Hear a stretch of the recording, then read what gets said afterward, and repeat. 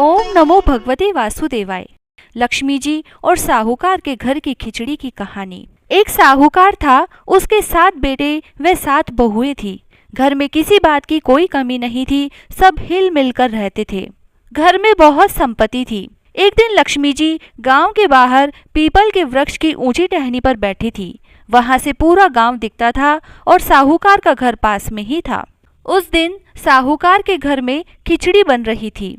लक्ष्मी जी का ध्यान साहूकार के घर पर गया और उन्होंने देखा कि बड़ी बहू आई और रसोई में खिचड़ी का पानी चढ़ाकर नमक व हल्दी डालकर चली गई। दूसरी बहू आई, उसने चावल मूंग उबलते पानी में डाले और सोचा कि नमक भी डाल देती हूँ, और उसने नमक भी डाल दिया। तीसरी बहू आई, उसने देखा कि आज तो खिचड़ी सीजने में बड़ा समय लग रहा है, तो उसने भी बिना पूछे ही नमक डाल दिया। अब इधर खिचड़ी तैयार हो रही थी और बहुएं उधर मिलजुल कर साफ सफाई में लग रही थी। वे सभी मिलजुल कर काम कर रही थी। अब बड़ी बहू रसोई में आई और भगवान के भोग लगाकर सबसे पहले ससुर जी को खाना परोसा।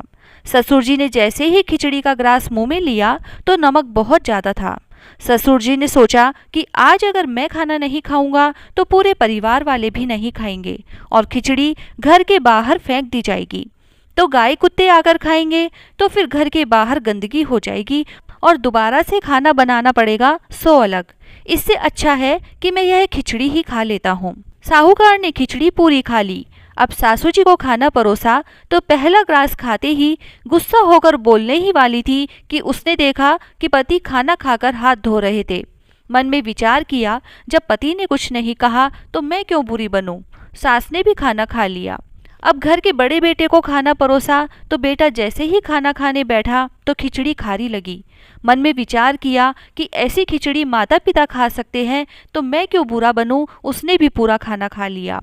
अब बाकी भाइयों ने भी यही सोचा कि हमारे माता पिता और बड़े भाई इतने गंभीर हैं, कुछ नहीं बोले तो हम क्यों बुरे बने। बाकी 6 भाइयों ने भी खाना खा लिया।